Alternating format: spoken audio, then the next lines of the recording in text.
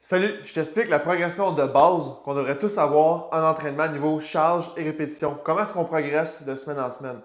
Donc, comment est-ce qu'on appelle ça? C'est la fourchette de répétition. Une fourchette, c'est quoi? Par exemple, ici, 6 à 8 répétitions. Ça peut être du 8 à 10, du 10 à 12, 12 à 15, du 4 à 6, peu importe. C'est une fourchette de répétition. Il y a un minimum, puis il y a un maximum. Ce qu'on veut, c'est trouver une charge dans ce sweet spot-là. Numéro 1, comment trouver ta charge avant de commencer à progresser?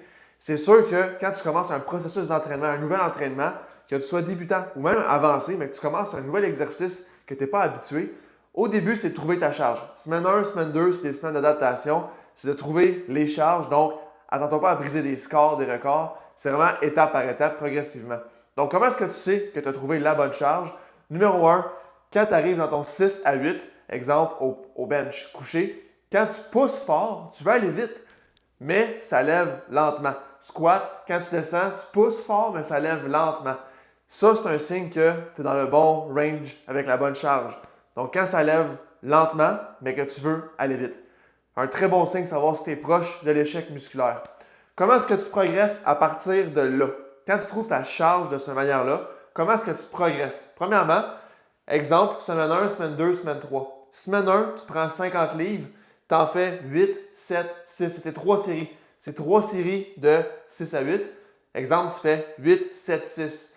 La semaine 2, ce que tu vas faire, à la place d'augmenter ta charge, vise à augmenter tes répétitions.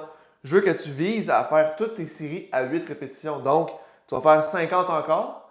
Tu vas faire 8, 8, 7, peut-être 8, 8, 8. Aussitôt que tu arrives à faire 8, 8, 8, la semaine d'après, c'est un signe que tu peux augmenter ta charge. Donc, semaine d'après, tu augmentes à 60 ou 55. Tu fais 8, 6, 6. Tu repars un nouveau pattern. L'autre semaine d'après, tu gardes 60. Tu vas viser 8, 7, 7. Ou 8, 7, 6, mais tu as augmenté tes répétitions. Donc, répétition, répétition, charge. C'est possible que parfois, tu augmentes tes répétitions et ta charge. Semaine 1, tu fais 8, 7, 6. Semaine 2, tu arrives, tu fais 8 avec 50, mais c'est vraiment facile. Augmente tout de suite ta charge, perds pas ton temps. Donc, tu augmentes tes répétitions, puis tu vas augmenter ta charge aussi.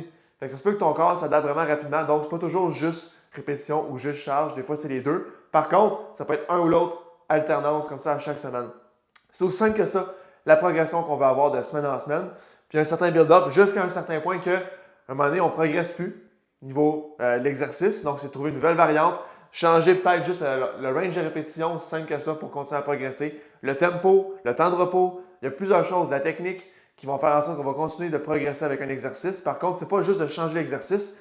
Il y a un certain momentum qu'il faut bâtir là-dedans avec le même exercice pour pouvoir bâtir de la force, trouver une autre manière de bien forcer avec l'exercice, juste créer un certain momentum niveau résultat. Fait que c'est aussi simple que ça par rapport à la progression de l'entraînement.